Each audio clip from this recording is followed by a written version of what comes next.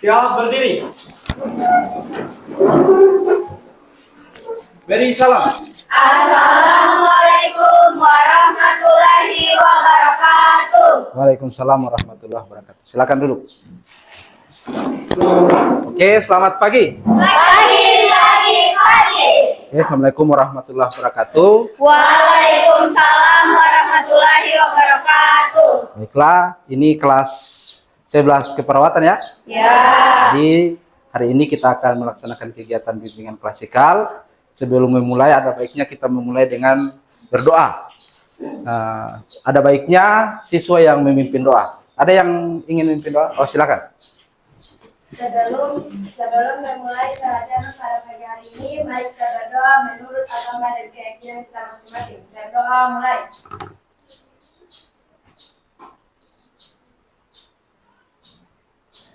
Berdoa selesai. Oke, terima kasih kita sudah berdoa. Semoga kegiatan kita hari ini berjalan dengan lancar ya. Amin. Sebelum lebih jauh, saya ingin mengecek kehadiran terlebih dahulu. Di sini ada berapa orang siswa? 23. Ada berapa orang yang tidak hadir? 2. Atas nama? Adelia Tangahu dan Rasya Kusuma. Rasya Kusuma. Rasya Kusuma ini keterangannya apa? Sakit. Kalau Adelia Tangahu? Izin. Acara keluarga. Oke, kita doakan yang sedang sakit agar supaya segera cepat dan bergabung lagi dengan kita dalam kelas, dan yang tidak sempat hadir karena izin acara keluarga, semoga acaranya berjalan dengan lancar. Amin. Yang hadir dalam ruangan ini semoga sehat walafiat. Amin. Dalam keadaan bahagia. Amin. Segala urusannya dilancarkan, kemudian yang ada masalahnya terselesaikan. Amin. Dan yang paling penting apa yang nanti orang ikuti dalam proses pembelajaran dapat masuk dan dapat kalian pahami. Boleh? Boleh. Oke, jadi pada pagi hari ini seperti yang saya ungkapkan di awal tadi, kita akan melaksanakan kegiatan bimbingan klasikal. Bimbingan klasikal itu sebelumnya perlu saya sampaikan dulu, bimbingan klasikal itu adalah salah satu bentuk layanan dalam bimbingan dan konseling, di mana kita akan membahas topik-topik yang umum. Topik-topik ini tentu akan berguna dalam hal supaya kalian dapat menghindari masalah-masalah yang mungkin dapat terjadi dalam kehidupan kalian. Apalagi dalam status kalian sebagai siswa. Seperti pertemuan-pertemuan sebelumnya, saya tentu sudah membahas banyak topik-topik yang menarik. Salah satunya kemarin saya sempat bahas terkait personality, kan? Kepribadian. Hari ini kita akan membahas satu topik juga yang sangat menarik. Boleh? Boleh. Sebelum lebih jauh lagi, saya ingin mengajak kalian untuk lebih semangat. Nanti dengan ada ice breaking sedikit. Boleh? Boleh. Jawab apa yang saya tanya dengan cepat, keras, dan kompak. Saya ulangi, jawab apa yang saya tanya dengan cepat, keras, dan Kompak. sesuatu di ujung jari bentuknya pipi warnanya putih disebut Kuku. sapi minumnya Susu. itu air. Belum konsentrasi. Jadi konsentrasi ya. Pertanyaan selanjutnya, seseorang disebut kakek apabila dia sudah memiliki Cucu. susu warnanya.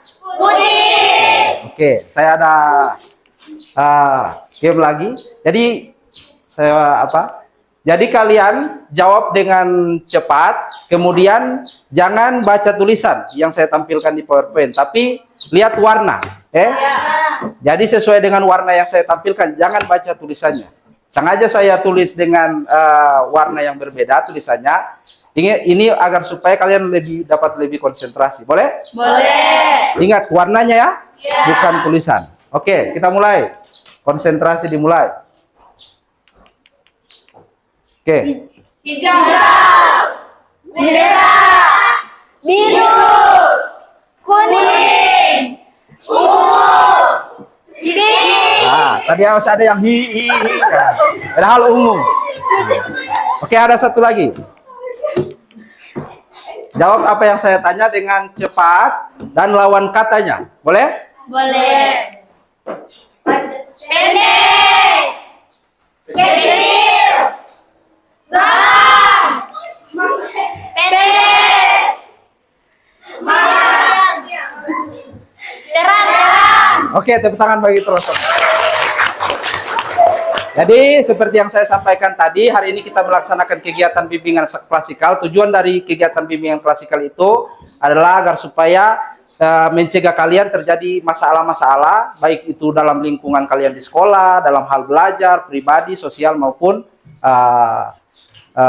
karir. Jadi tujuan khusus dari pelaksanaan kegiatan hari ini adalah bagaimana kalian memahami apa itu narkolema, jenis-jenis konten narkolema atau pornografi, dan cara mengatasinya. Boleh?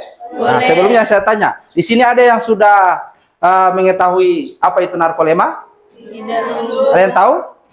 Belum? Apa itu narkolema? Nah, narkolema itu adalah pornografi. Bahasa biasanya orang pornografi. Nah, kalau pornografi tahu? Tahu. Coba di sini angkat tangan siapa yang belum pernah melihat konten pornografi, baik dalam bentuk video, foto, mungkin di drakor dan lain-lain. Coba angkat tangan yang belum pernah. Jujur sejujur-jujurnya. Tidak ada. Nah, saya tidak kaget karena bahkan ketika saya masuk di kelas yang laki-laki, yang rata-rata laki-laki kelas TGB TKJ, tidak ada satupun yang angkat tangan. Nah, apalagi sekarang. Jadi ya mungkin dengan kemajuan teknologi sekarang, pornografi ini sulit dihindari. Coba ada yang bisa mengungkapkan pengalamannya terkait pertama kali melihat. Mungkin ya secara tidak sengaja atau bagaimana. Nisa, bagaimana pengalaman pertama? Pengalaman pertama itu saya lihat di FB bagus sama yang viral-viral. Oh, viral di FB. Coba dari kelompok ini. Di drakor pertama kali ada? Dari situ pengalaman pertama? Di FB di Beranda. Di situ? Link. Hati-hati. Oke, jadi apa narkolema itu? Narkolema adalah singkatan dari narkotika lewat mata atau biasa disebut dengan pornografi. Narkotika lewat mata ini berasal dari bisa dalam bentuk gambar, tulisan, suara, animasi, kartun, percakapan, gerak tubuh, dan lain-lain. Nah, kenapa ini saya sampaikan sama kalian? Karena ini saya anggap penting. Karena ketika siswa menyalahgunakan narkolema atau pornografi, biasanya tidak ada yang mau pusing. Kalau orang menyalahgunakan narkoba, maka kita akan berhubungan dengan hukum, BNN, polisi, bahkan ada kejaksaan. Tapi ketika orang menyalahgunakan narkoba, seperti tadi dianggap biasa. Bahkan ketika saya masuk di kelas laki-laki, ada yang bilang, apa guru tidak normal laki-laki kalau tidak nonton pornografi. Nah, maka ini harus dibahas. Kita harus berusaha. Ini memang kalian pikir menjijikan atau ini hal yang tabu. Tapi di umur kalian sebenarnya, apalagi sudah kelas 11 dan jurusan keperawatan, hal ini harus dibahas. Dan berusaha bagaimana saya memberikan wawasan terkait bahaya ini. Nah, apa bahayanya? Saya ada satu fakta menarik terkait narkolema ini. Jadi menurut KPAI atau Komisi Perlindungan Anak Indonesia, Indonesia itu berada dalam situasi krisis akibat pornografi dan kejahatan internet terhadap anak. Data KPAI tahun 2014 berarti 10 tahun lalu. 10 tahun lalu menunjukkan 90% remaja baik laki-laki dan perempuan telah mengkonsumsi pornografi, baik disengaja maupun tidak disengaja. Jadi 90% anak terpapar pornografi. 299.602 anak, dua internet protokol Indonesia memuat konten pornografi. Lebih parahnya, 1.022 anak menjadi korban pornografi online sepanjang 2011 sampai dengan 2014. Yang lebih parah, 25.000 aktivitas pornografi ternyata di internet diakses oleh anak-anak. Yang lebih menariknya lagi, data BKKBN tahun 2014 menyatakan bahwa separuh anak di daerah perkotaan, yakni 62,7%, perempuan usia SMA sudah tidak perawan. Dan 46% remaja usia 15-19 tahun mengaku sudah pernah melakukan hubungan seks. Bahkan peneliti kesehatan masyarakat di Indonesia menunjukkan 50% anak di Indonesia telah terpapar pornografi dan porno aksi. Nah, ini sangat menarik. Lalu dalam bentuk apa itu pornografi? Ada yang dalam bentuk gambar, sketsa, ilustrasi, foto. Foto-foto porno, foto bugil, dan lain-lain. Gambar-gambar porno. Ada bahkan sekarang ada yang dalam bentuk game. Dalam bentuk sketsa-sketsa kartun. Kemudian ada yang dalam bentuk gambar bergerak animasi atau kartun. Nah, saya bilang tadi kartun tersedia itu di Play Store. Nah, game-game yang mengandung pornografi. Ada juga komik. Nah, ada video-video porno. Kemudian ada yang dalam bentuk tulisan, suara, bunyi, dan lain-lain. Nah, dalam bentuk apa? Ada rekaman-rekaman yang mengandung konten pornografi. Kemudian ada yang percakapan tubuh. Ini dalam gestur-gestur yang mengandung pornografi. Misalnya ada yang gaya-gaya, kan? Gaya-gaya, mohon maaf, doggy style dan lain-lain. Nah, itu istilah-istilah pornografi yang sering digunakan di kalangan remaja. Nah, untuk lebih jauh lagi, saya ini nanti akan membahas bahaya narkolema atau pornografi. Nanti saya meminta kalian untuk dapat menyimak apa yang saya jelaskan baik di slide maupun video yang saya tampilkan. Sementara saya menjelaskan, saya minta kalian dapat mencatat hal-hal yang penting yang mungkin ini akan membantu kalian, karena nanti setelah saya mempresentasikan ini, saya akan membagikan LKPD per kelompok untuk dapat diisi. Boleh? Boleh. Nah, saya masuk di bahaya narkolema. Apa itu bahaya narkolema atau pornografi? Yang pertama, bahaya terhadap otak. Ini akan merusak otak. Ini bukan saya yang bilang, bukan Pak Majid, bukan guru BK yang bilang, tapi ini menurut penelitian ahli otak. Coba simak video yang saya tampilkan. Tahukah Anda, otak merupakan bagian tubuh yang paling penting bagi manusia? Sekarang angkat tangan Anda dan letakkan pada dada. Tepat di situ ada bagian otak yang paling istimewa. Bagian itu disebut prefrontal cortex atau disingkat PFC. Menurut peneliti otak Jordan Bregman, PFC ini hanya ada pada otak manusia, sehingga membedakan kita dengan binatang. Bagian ini diciptakan dan dirancang khusus oleh Tuhan supaya manusia mampu memilih dan memiliki etika. PFC berfungsi seperti pemimpin. Ia bertanggung jawab untuk berkonsentrasi, memahami benar dan salah, mengendalikan diri, menunda kepuasan, berpikir kritis, dan merencanakan masa depan. PFC adalah pusat pertimbangan dan pengambilan keputusan. PFC inilah yang membentuk kepribadian dan perilaku sosial. Sayangnya, PFC adalah bagian otak yang paling mudah mengalami kerusakan. Jika PFC rusak, maka kepribadian orang bisa berubah. Rusaknya PFC bisa disebabkan oleh benturan fisik, bisa juga oleh zat kimia seperti narkotika, psikotropika, dan zat adiktif atau nafsa. Dan ternyata penyebab paling merusak juga pornografi yang disebut narkolema, narkotika lewat mata. Bagaimana pornografi mempengaruhi otak dan pikiran kita? Adi, remaja 12 tahun, melihat gambar di TV yang menjurus ke porno. Awalnya, ia merasa kaget dan jijik. Ini karena sistem limbik di otak Adi menjadi aktif. Sistem limbik mengatur emosi juga keinginan makan, minum, dan berhubungan seksual. Sistem limbik ini kemudian mengaktifkan zat kimia otak bernama dopamin. Dopamin memberi rasa senang, penasaran, sekaligus kecanduan. Zat ini juga aktif jika orang mengkonsumsi nafsa. Oleh karena itu, sifat candu pornografi sama dengan sifat candu nafsa. Otak akan mengingat apa yang membuat Adi senang dan bagaimana ia memperolehnya. Jika Adi mendapatkan pembinaan akhlak, etika yang baik, dan patuh pada norma sosial, dorongan melihat pornografi, meskipun menyenangkan, akan ia abaikan. Namun karena hal itu tidak ada pada diri Adi, ketika ia sedang merasa bosan dan ingin mencari kesenangan, otak akan mendorongnya agar melihat pornografi lain. Namun lama-lama, Adi bosan melihat jenis gambar yang sama, dan butuh yang lebih porno untuk memicu rasa senang. Sekarang, dengan internet, pornografi menjadi jauh lebih mudah didapat. Pertama, Adi membuka internet dan tidak sengaja melihat gambar yang menjurus ke porno.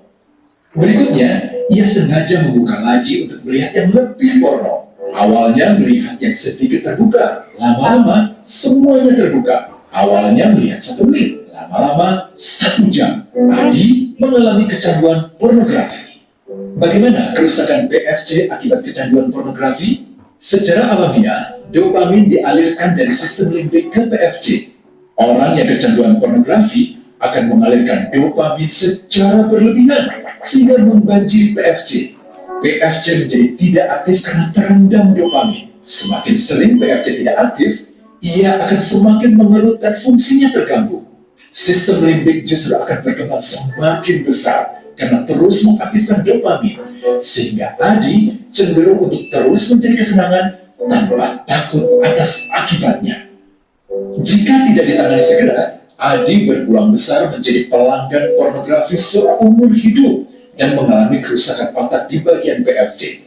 Awalnya, ia akan kehilangan konsentrasi, penurunan kemampuan menimbang benar dan salah, serta berkurangnya kemampuan mengambil keputusan.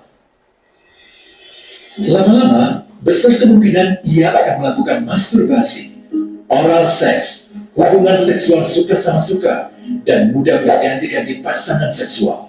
Pernikahan dianggap tidak penting, pasangan dianggap hanya sebagai objek seksual semata, cenderung merendahkan derajat dan kehormatan lawan jenis. Selera hubungan seksualnya pun tidak sehat dan seenaknya, kasar sampai tega memperkosa. Manusia jadi tidak ada bedanya dengan binatang. Inilah dampak yang terjadi akibat kerusakan PFC. Ahli bedah otak Donald Hilton Jr. mengatakan, jika difoto menggunakan alat magnetic resonance imaging, otak yang rusak akibat pornografi memperlihatkan hasil yang sama dengan otak yang rusak karena kecelakaan.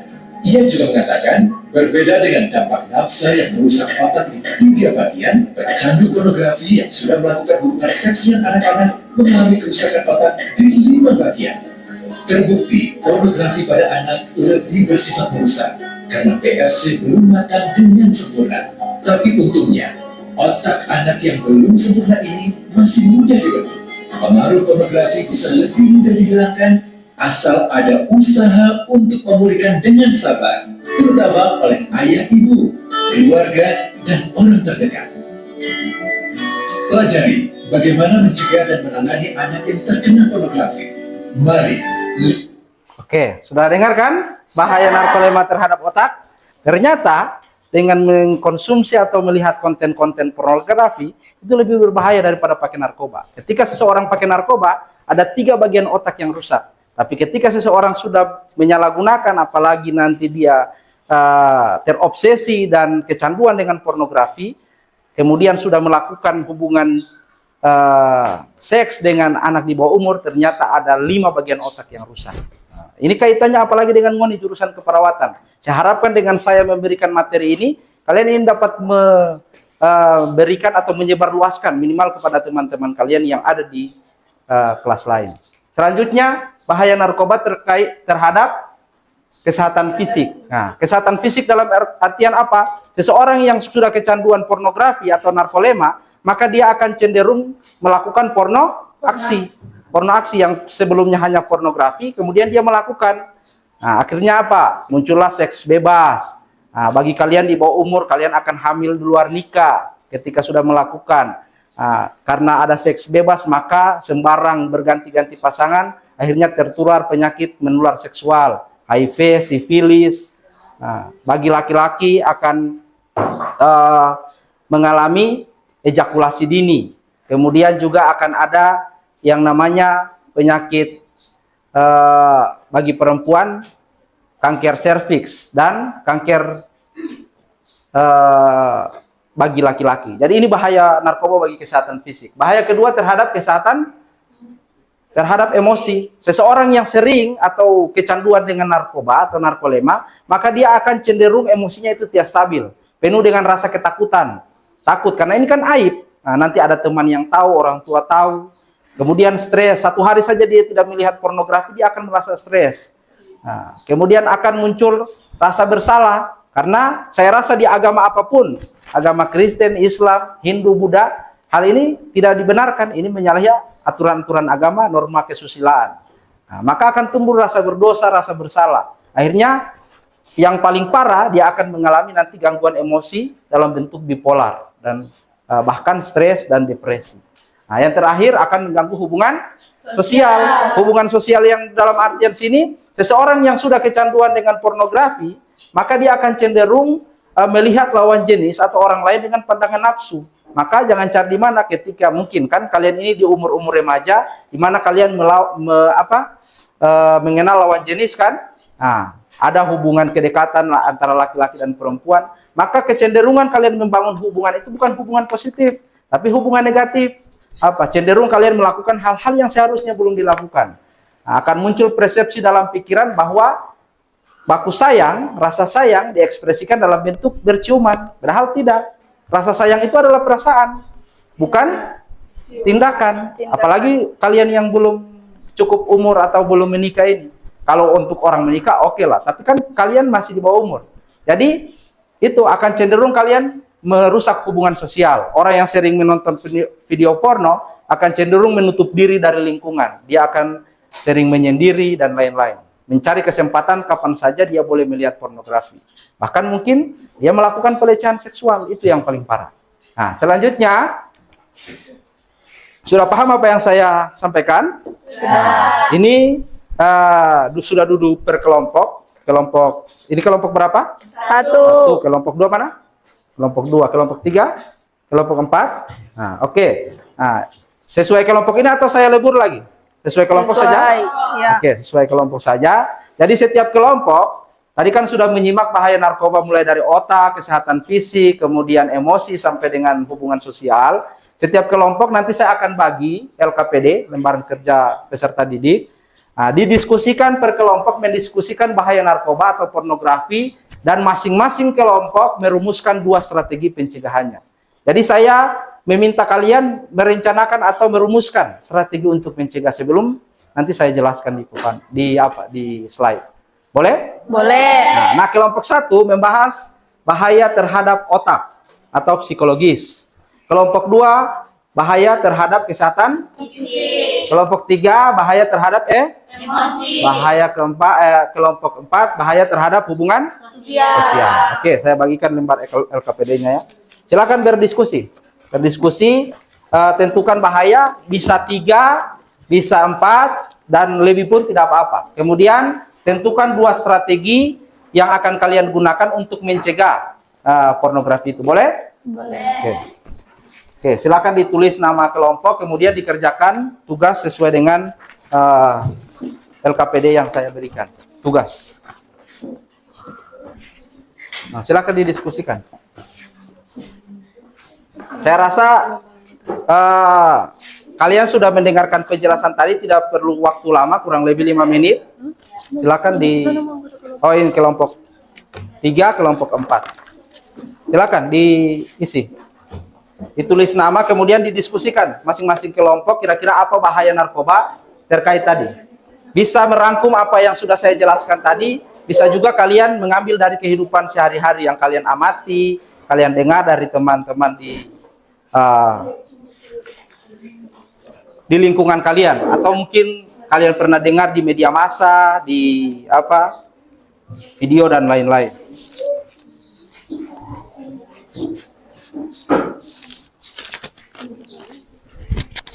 Oke.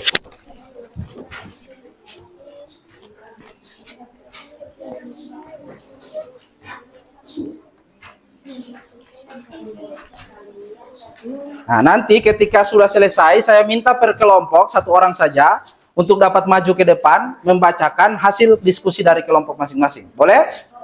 Boleh? Oke, silakan. Ini berdiskusi dengan teman-teman.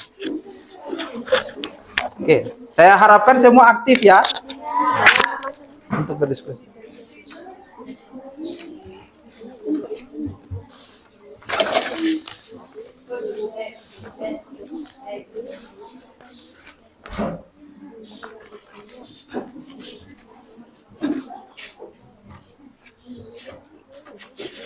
Oke, saya lihat kelompok 3 ini tiga. Oke, nah sekarang rumuskan DP strategi pencegahan. Sini. Oke, sudah 1 strategi. Oke, mana kelompok 3? 2? Mana? Oke, silakan diisi. Strategi pencegahan. Kelompok 1 mana? Nah, nanti didiskusikan ya siapa yang nanti akan dipercayakan sebagai perwakilan kelompok untuk dapat maju ke depan dan membacakan. Oke?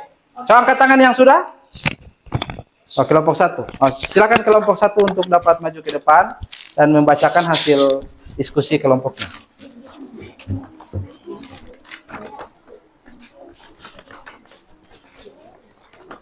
Assalamualaikum warahmatullahi wabarakatuh. Waalaikumsalam warahmatullahi wabarakatuh. Saya Cynthia Lamalaka, perwakilan dari kelompok 1, serta ada anggota saya, Fadlan Datwela, Syifa Rahman, Nadira Alamri, Anissa Febrianti Maloho, dan Kesya Lamalaka. Oke, kelompok lain menyimak ya. Menulis. Dampak negatif pornografi terhadap psikologis remaja. Yang pertama, merusak fungsi kontrol dalam otak sehingga dapat mengganggu konsentrasi dan belajar. Yang kedua, membuat kecanduan. Ketiga, merusak PFC. Serta yang terakhir, membuat kita berpikiran yang kotor. Setelah mendiskusikan juga dampak negatif konsumsi pornografi, merumuskan 2 strategi. Yang pertama, menyibukkan diri dengan kegiatan positif. Yang terakhir, berusaha menghindari konten-konten pornografi yang ada di media sosial dengan memblokirnya ketika muncul di beranda medsos. Oke, terima kasih. Kita berikan aplaus kepada Tati dari kelompok 1. Silakan duduk. Nah, jadi dari kelompok 1 tadi merumuskan 2 strategi. Yang pertama, apa tadi? Memblokir akses video pornografi yang muncul di media sosial, kemudian menyibukkan diri dengan kegiatan Positif. misalnya hobi dan lain-lain. Coba kelompok 2 sudah? Oke, silakan maju ke depan.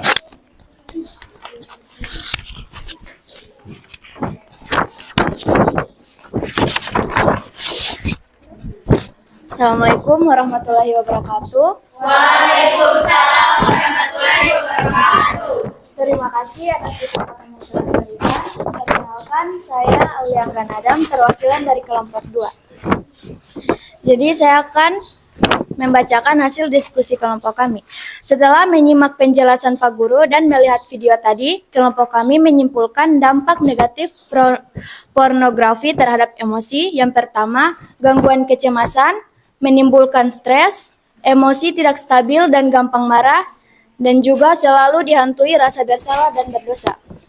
Setelah mendiskusikan dampak negatif konsumsi pornografi, rumuskan 2 strategi menghindari pornografi. Yang pertama, menyadari bahwa segala aktivitas kita selalu diawasi oleh Tuhan Yang Maha Kuasa dan mendekatkan diri kepada Tuhan dan melaksanakan ibadah.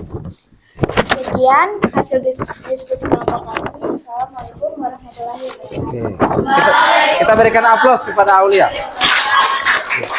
Jadi Aulia dari kelompok 2 yang sudah berani menyampaikan hasil diskusi dari kelompoknya. Jadi menurut kelompok 2 ada 2 strategi untuk mencegah penyalahgunaan narkoba. Yang pertama, mendekatkan diri kepada Tuhan. Yang kedua, melaksanakan ibadah. Nah, betul sekali apa yang disampaikan. Agama apapun saya rasa ketika kita rajin beribadah, maka kita akan menghindari hal-hal yang bersifat dosa, termasuk pornografi tadi. Oke, kelompok 3 sudah? Sudah. Oke, silakan kelompok 3 maju ke depan.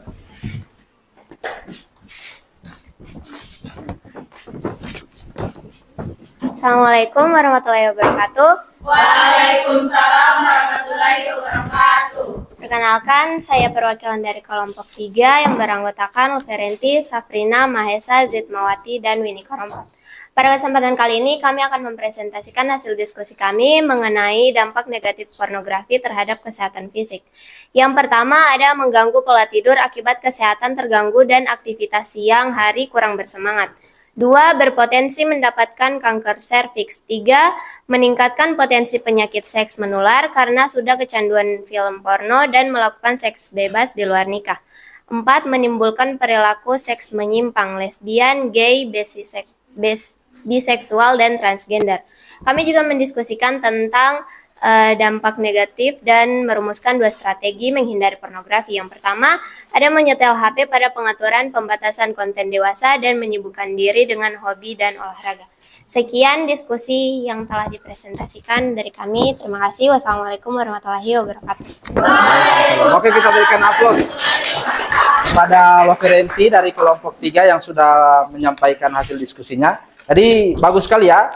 Masing-masing tadi bisa mengimprovisasi apa yang saya sampaikan. Bahkan tadi ada bahaya baru yang disampaikan oleh kelompok 3, yaitu ini akan mencetuskan penyimpangan seks menyimpang seperti gay, biseksual, transgender, dan lesbian. Jadi betul, ketika orang cenderung sering melihat pornografi, ini akan menyimpangkan orang punya orientasi seksual. Kemudian strategi yang tadi disampaikan ada 2. Yang pertama, menyetel HP pada pengaturan pembatasan konten dewasa dan menyibukkan diri dengan hobi dan olahraga. Benar sekali. Oke, kelompok 3 silakan. Kelompok 4, mohon maaf.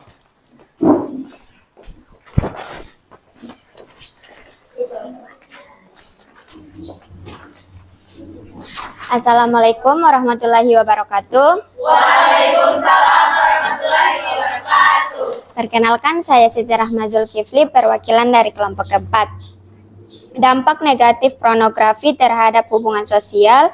1. Membuat kita tidak percaya diri dan menutup diri dengan orang lain. 2. Menyeimbangkan kita memandang orang lain atau lawan jenis dengan pandangan kotor dan nafsu.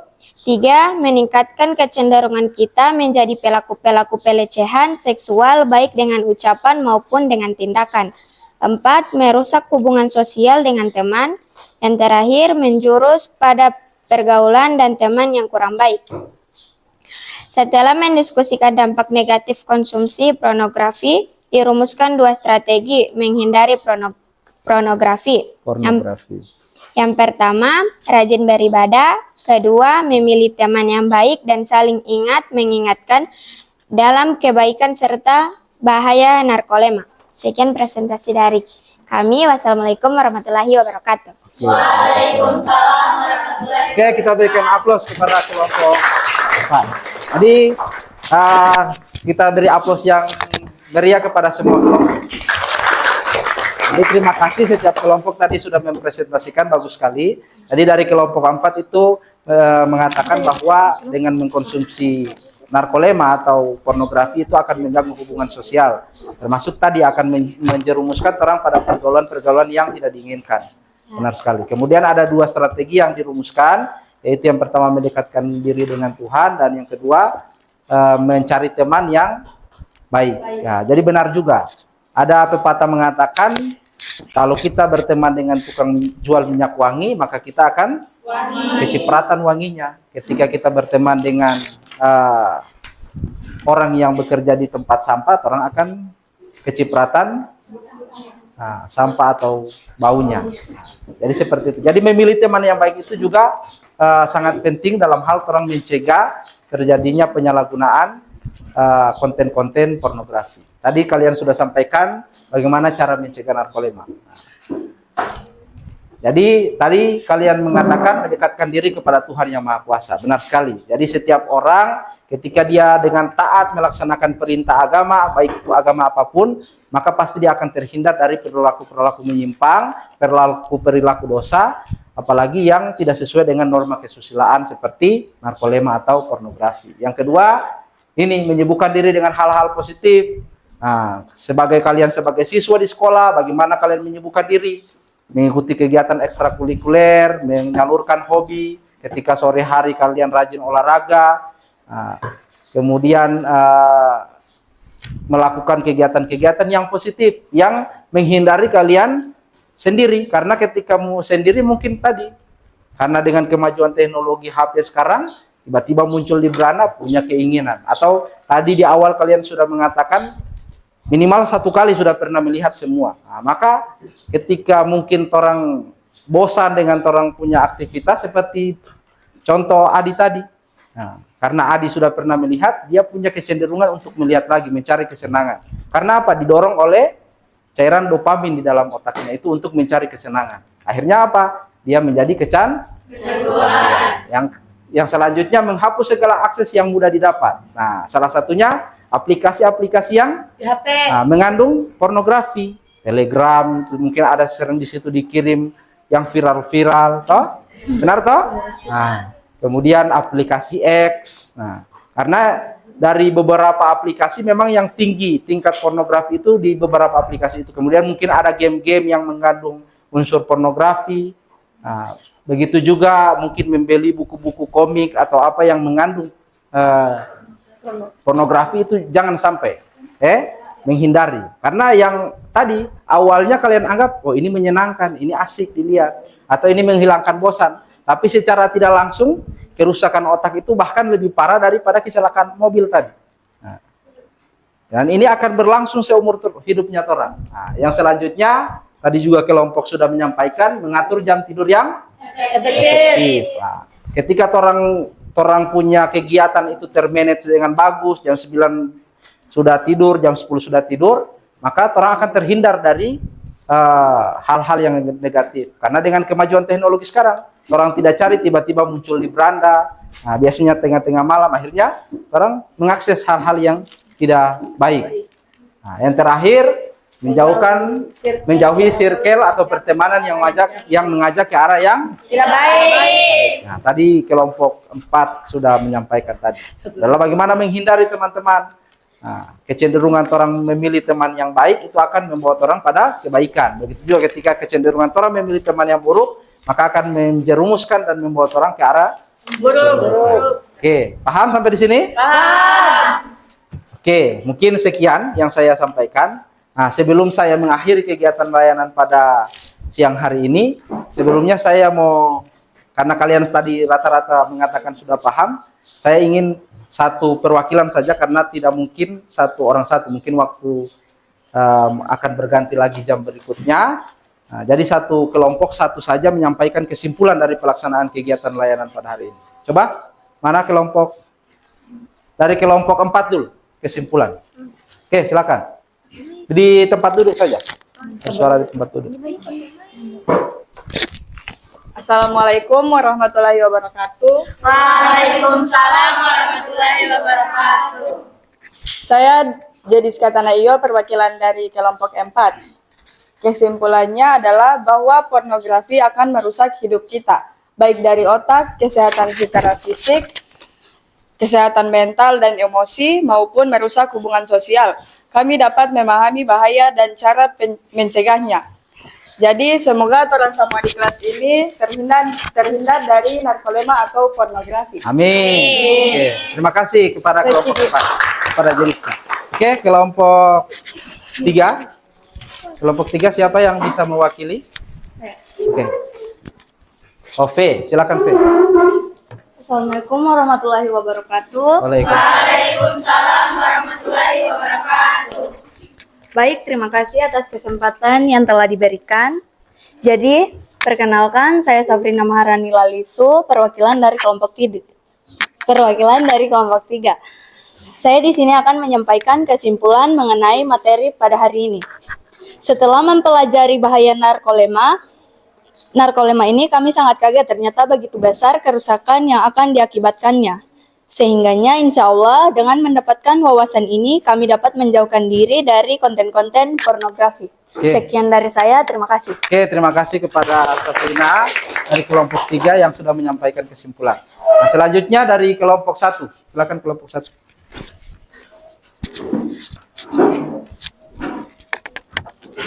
Assalamualaikum warahmatullahi wabarakatuh. Waalaikumsalam. warahmatullahi wabarakatuh. Terima kasih atas kesempatan yang telah diberikan. Perkenalkan, nama saya Anissa Febrianti Malo, perwakilan dari kelompok 1. Kesimpulannya, narkoba atau pornografi ternyata sama berbahaya dengan narkoba. Membuat kita kecanduan, merusak otak, mengganggu kesehatan fisik, dan memicu stres. Oke, terima kasih kepada kelompok 1. Kita berikan aplaus kepada kelompok 1 yang sudah berani mengungkapkan kesimpulannya. Kelompok terakhir, kelompok 4. Siapa yang berani mengungkapkan? Oh, kelompok 2. Mohon maaf.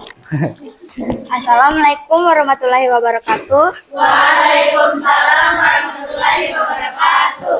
Terima kasih atas kesempatan yang telah diberikan. Perkenalkan, saya Vinky Datuela, perwakilan dari kelompok 2. Saya akan menyampaikan kesimpulan dari kelompok 2. Kesimpulannya adalah kami dapat memahami bahwa ternyata mengkonsumsi pornografi, apalagi sampai kecanduan secara tidak langsung, akan merusak dan membahayakan diri kita sendiri.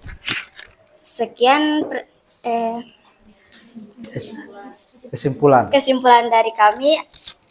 Terima kasih. Oke, terima kasih kepada kita semua yang sudah berani menyampaikan kesimpulan. Jadi benar sekali apa yang menjadi kesimpulan dari pembelajaran hari ini.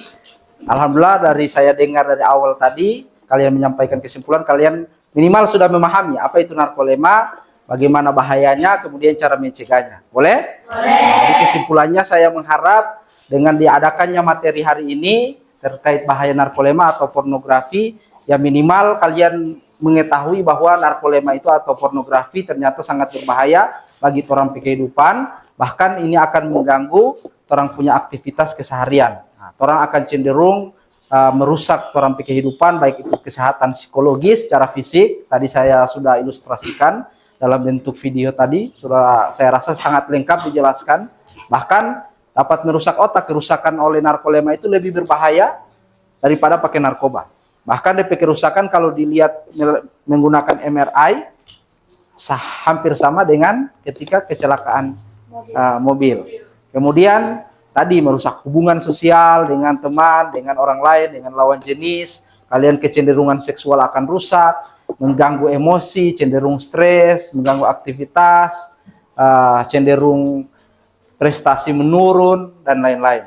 Emosi tidak stabil, sering marah-marah tanpa sebab, dan susah mengendalikan emosinya. Selanjutnya tadi mengganggu kesehatan fisik. Nah, ini yang paling bahaya. Apabila sudah mengganggu orang kesehatan fisik, tidur tidak baik, aktivitas yang tidak bersemangat gara-gara orang sering pakai narkoba, sering melihat konten pornografi dan lain-lain. Nah, apalagi tadi sampai terjadi kegiatan-kegiatan menyimpang seksual, itu akan menimbulkan potensi-potensi penyakit menular seksual, mulai dari sifilis, HIV, dan lain-lain. Nah, apalagi kapasitas kalian masih sebagai siswa, nah ini jangan sampai, ini baru kelas 11. Nah, jangan sampai nanti kalian hamil di luar nikah, apalagi ini rata-rata perempuan, cuma 1 orang ini yang hadir laki-laki. Nah, ini kenapa saya sampaikan dalam rangka apa? Supaya tidak terjadi nanti ada pernikahan dini. Karena kebanyakan pernikahan dini itu terjadi di usia sekolah. Dan sering sudah menjadi rahasia umum di mana baik di kota besar maupun sekarang kita di Bolmut ini sering-sering terjadi. Bahkan kemarin kan kalian dengar, kakak kelas kalian sudah dengar yang turun PSG sekarang? Itu. Jurusan apa? Keperawatan. Gitu. Karena apa? Ya, tadi saya tidak tahu, mungkin mereka sudah terpapar dengan pornografi, akhirnya melakukan porno aksi. Dengan apa? Mempraktek apa yang sering mereka lihat. Menurut persepsi mereka mungkin ya cara mengekspresikan sayang dengan tadi melakukan hubungan seks, berciuman dan lain-lain. Padahal belum pantas. Itu nanti ketika kalian sudah menikah. Nah, harapan saya semoga kalian semua yang ada di kelas ini dapat terhindar dari pornografi, dapat menyelesaikan pendidikan di jenjang SMK ini sampai dengan kelas 3 nanti, sampai dengan lulus nanti, bahkan mungkin sampai dengan kuliah nanti dengan keadaan sehat walafiat, terhindar dari hal-hal negatif, apalagi pornografi dan porno aksi. Nah, harapan saya seperti itu. Nah, kemudian juga saya mengharapkan kalian di sini terhindar dari masalah. Saya mengharapkan setelah saya melaksanakan kegiatan bimbingan klasikal ini tidak berhenti di sini. Kalau ada hal-hal yang mungkin masih mengganjal atau kalian rasa ada mengena terkait diri kalian, kalian boleh meminta dalam bentuk layanan bimbingan kelompok ataupun konseling kelompok, atau bisa juga konseling individual. Datang, ruangan BK itu selalu terbuka untuk seluruh siswa SMK untuk meminta bantuan guru BK. Ingat, ketika siswa datang kepada guru BK bukan berarti siswa tersebut terlibat penyalahgunaan narkoba ataupun kelakuan-kelakuan yang kurang baik di sekolah. Tapi bisa jadi siswa tersebut meminta bantuan kepada guru BK untuk menyelesaikan masalah pribadi dalam dirinya. Boleh ini? Boleh orang akan melanjutkan pertemuan pada pertemuan selanjutnya? Boleh. Dengan topik-topik yang lebih menarik lagi? Boleh. Oke, mungkin karena saya dengar juga sudah azan zuhur, mungkin kegiatan bimbingan klasikal kita pada hari ini berakhir sampai di sini. Saya mengucapkan terima kasih banyak atas atensi, atas perhatian kalian. Juga kalian punya antusias dalam pelaksanaan kegiatan pada hari ini. Untuk mengakhiri kegiatan orang pada siang hari ini, karena tadi dibuka dengan doa, ada baiknya orang tutup lagi dengan doa, supaya orang terhindar dari hal-hal negatif. Oke, siapa yang ingin memimpin doa? Oke, oh masih, atau yang laki-laki dulu? Oke, silakan memimpin doa. Sebelum kita mengakhiri pembelajaran pada hari ini, kita tutup dengan doa. Doa mulai.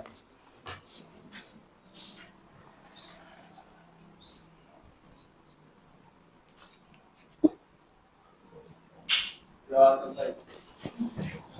Oke, demikian dengan berakhirnya doa tadi, maka berakhir pula seluruh kegiatan layanan bimbingan klasikal orang hari ini terkait bahaya narkolema. Semoga ini dapat bermanfaat bagi kita semua. Demikian, billahi taufiq wal hidayah. Wassalamualaikum warahmatullahi wabarakatuh. Waalaikumsalam warahmatullahi wabarakatuh. Silakan berdiri. Beri ucapan. Terima kasih. Oke, berikan aplaus bagi teman-teman. Nanti bertemu di pertemuan selanjutnya ya. Ya.